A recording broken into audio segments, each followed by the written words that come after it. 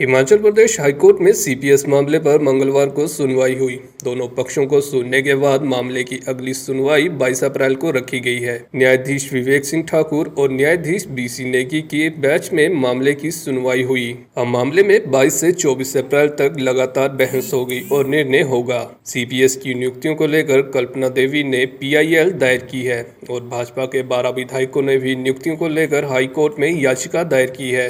कल्पना देवी के वकील संजय कुमार ने बताया कि मामला 1 साल से चल रहा है, जिस पर कोर्ट गंभीरता से सुनवाई कर रहा है। हालांकि सरकार की तरफ से मामले को लटकाने की कोशिश की जा रही है और अब 22 से 24 अप्रैल तक लगातार मामले पर बहस होगी और जल्द फैसला आएगा। ये हम लोगों ने फाइल की थी 1 साल पहले, यानी कि 2023 में, क्योंकि हिमाचल सरकार जब बनी थी तो इन्होंने चीफ पार्लियामेंट्री सेक्रेटरी 6 बनाए थे और इसकी जो नोटिफिकेशन आई है वो अपने आप में अनकॉन्स्टिट्यूशनल है, इलीगल है। उसको हमने अपनी पिटीशन के माध्यम से चैलेंज किया था और उस पे लगभग 1 साल ख़त्म होने को आया हुआ है। और पहली बार जब ये लगी थी मेरी पिटीशन 12 अप्रैल 2023 को लगी थी। इसमें सबसे पहली पिटीशन हम लोगों ने, यानी कल्पना देवी ने फाइल की थी और आज इसकी प्लीडिंग्स कंप्लीट हो चुकी है और 2, 3, 4 जो पिछली तारीख को इसके डेट्स बताई थी कि इसको डेट स्पेशल बेंच बना हुआ है और इस बेंच में जो है वो फाइनल आर्गूमेंट के लिए आज ये लगी हुई थी। और परंतु आज कोर्ट ने कहा कि आज का जो बेंच है वो इसको पूरी तरह सुन नहीं पाएगा, कंप्लीट नहीं कर पाएगा। इसलिए जो है इसमें हम लोग आपको एक और डेट दे रहे हैं।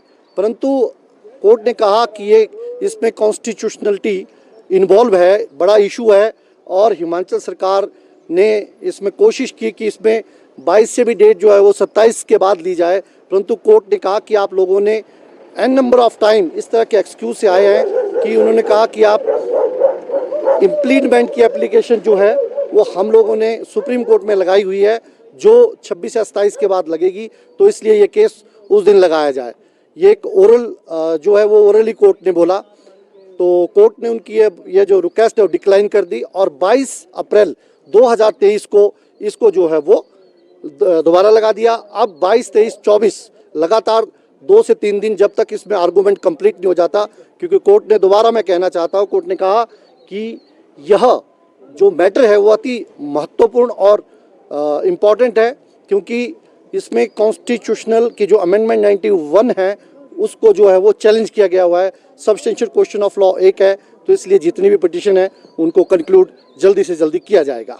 इस तरह के जो केसेस हैं वैसे तो इनको जल्दी से जल्दी इनमें निर्णय आते हैं, क्योंकि इसमें जो सीपीएस अपॉइंट किए गए हुए हैं, इसमें काउंटर एफिडेविट में इन लोगों ने, यानी कि हिमाचल सरकार ने स्वीकार किया हुआ है कि उनको एमएलए से ज़्यादा सैलरी दी जाती है।